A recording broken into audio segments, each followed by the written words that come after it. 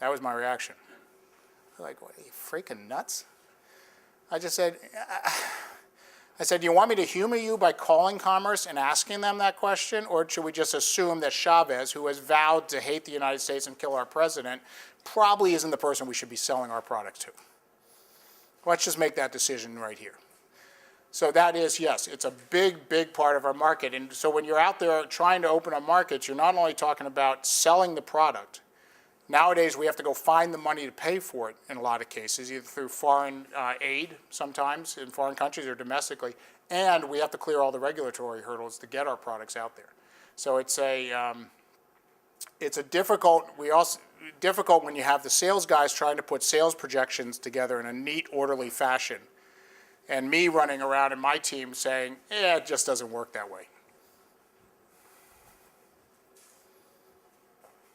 What other questions? Yeah. Is it more difficult to get money from the U.S. defense budget or through overseas markets? How do you define easy? No, it's a great question. I think they're both challenging and for different reasons. Overseas, in the overseas markets, what you usually have is an incredible lead time. Everywhere but the United States and some Western Europe countries, and generally speaking, it's all about relationships. They want to have you out to their palaces or their houses. They want to get to know you. They want to dine with you. And it's not a salesperson. They want to see the CEO. They want to see senior VPs. They want to see senior level people. And they want to build that relationship. Once you get through that, the money generally is there, in most cases. But you're talking about some countries we've been working 4, 5, 6 years to build towards a significant sale. In the Defense Department world, you got the whims of politics. And the real challenge we have is that we work on what we call in Washington the 2-4 system. Every 2 years we re-elect every member of the House of Representatives, and every 4 years we elect a new president. And so policies are only good for about 6 months, because we've already started. Everybody's signed up for the re-election campaign in 2012, right? That's already started. That started the day after the election in 2008.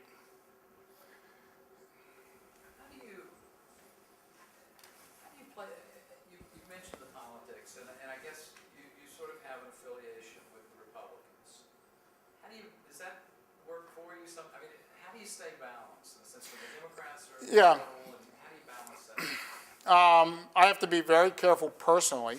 As a company, we're apolitical. We support anybody that supports us. And that sounds like a horrible thing and it's everything that you see, but it's not. What I'm looking for is to build relationships inside the government with members of Congress, with policymakers, their staff, with people that are like-minded. I don't care if you're a Democrat, Republican, Libertarian, Socialist, I don't care what your party affiliation is, as long as you're like-minded about the business goals that we have. And so I'm trying to build those relationships through that. Now, personally, my night job, I do go out and I do work on political campaigns, and that's well known. That allows me access and the ability to access people of that same party. But I have just as many friends on the other side as well. Yes?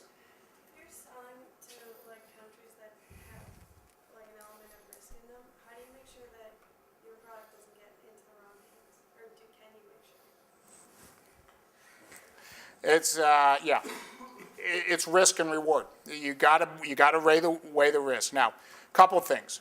We have a lot of tracking devices on this. Every device has, other than its serial number, all the cartridges are serialized. We can tell where they're being used because they're export controlled. We can tell when they're moving around the world, generally speaking, and when we don't know. But you don't know if you send one. Here's the example. It was asked. Similar question was asked at lunch. We have members of our senior staff and others we were just about to open talks with Egypt. Okay, everybody knows what's happening in Egypt right now. No, nobody knows what's happening in Egypt right now. I've been asked, what are you doing about Egypt? We need to get in there. This is a great time. And I said, with who? We don't even know who the government is. We'll sell to the military. And I said, with all due respect, I don't advise we do that because we're not going to have the controls to understand where these things go after we give them to the military. The military is going to probably get blown apart at some point, reformed, and then at that point we don't know. So we have to try to, a lot of my job is to take these 20-year projections that economists do. I have to try to look at what the political horizon looks like and what's going to happen. And we got to put our recommendations in. We work with the State Department, we work with the Commerce Department, Defense Department. Our embassies are great eyes and ears on the ground overseas. They kind of tell you what's happening. I just had a meeting with a commerce official who walked me through every country in the Western Hemisphere, do's and don'ts. You know, he validated, don't sell to Venezuela. I was like, thank you. Can you put that in writing and send it to my boss? But, you know, it's those kind of risk and worry. The other ones that you just would never think about, here's one that you wouldn't think about. We've been trying to break into Argentina. Argentina has some human rights issues, but they can be overcome. And actually, there's a faction in the Argentinian government that's using R-type products and non-lethal weapons as a show to say we're demilitarizing the police and trying to open up the market a little bit more. So we've been working on that. So I'm over meeting with Commerce at the end of last week with my colleague, and he said, you're never going to get into Venezuela or into Argentina. He said, basically, the president's going on a South American Codel, congressional or official trip. He's taking an official trip to South America. He did not put on the itinerary a stop in Argentina. They took that as a major, major snub, especially since Argentina has stood up against Chavez in Venezuela on the behalf of the Americans at certain times. So C7, and this has not made the front page, which I am amazed. C7 arrives in Buenos Aires last Tuesday, filled with humanitarian aid, military weapons, bunch of other stuff. Everything's been itemized. When you do a shipment like that, both governments, down to the toenail clippers, everything is listed. They brought on the minister, the foreign minister, personally boarded the plane to do the inspection.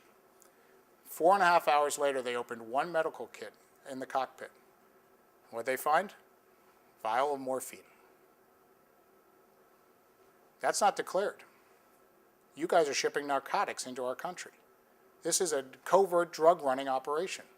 Seized the plane, seized all the assets, seized the crew. Major international hoorah right now. And it's all over because the president decided not to stop. I'm not blaming the president. They had various agendas. But the Argentinians felt snubbed. Now, those are the kind of things we get caught up in all the time. And we are such, you're talking about a $4 or $5 million deal. We're trading pawns, in all that. But we can get caught in that all the time if we're not paying attention. It seems like 2006 was a really transformative year for the company, and being able to break into the U.S. government as a brand new market. What was Taser International's strategy before that to get over that plateau that it was facing? It's twofold, and one I'll give you a flippant answer, but the real is survival.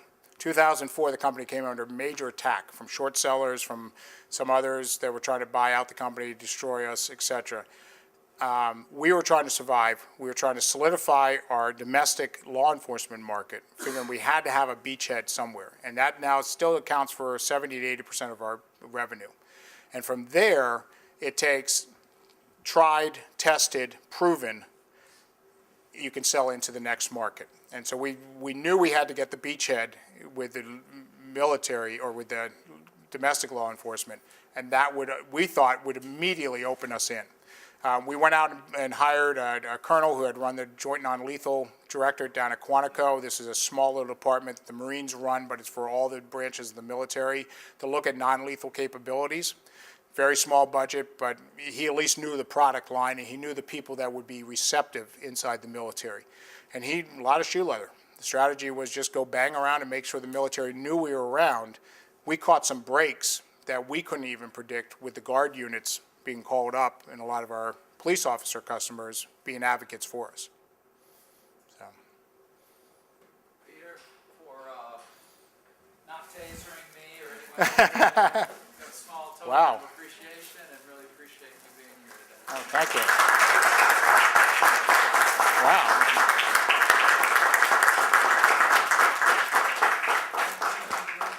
One thing, so you all have it, I'm going to get, oops. We'll go past Mark Twain, past that. There's my contact information. That's very easy. Email, that's my cell phone. Take it down. Feel free to call me anytime. And if you email me, just put Lafayette in the header or something and identify, I'll answer you immediately. I mean, I think what you guys are doing is wonderful. The interest to try to bring an intersection between business, policy, technology is exactly what the country needs, what the world needs going forward. Our leaders are going to have to be able to work in all three of those worlds. And hopefully someday translators like me will be out of business, but it's because the leaders are going to be able to work in all the worlds. Thank you. Thanks.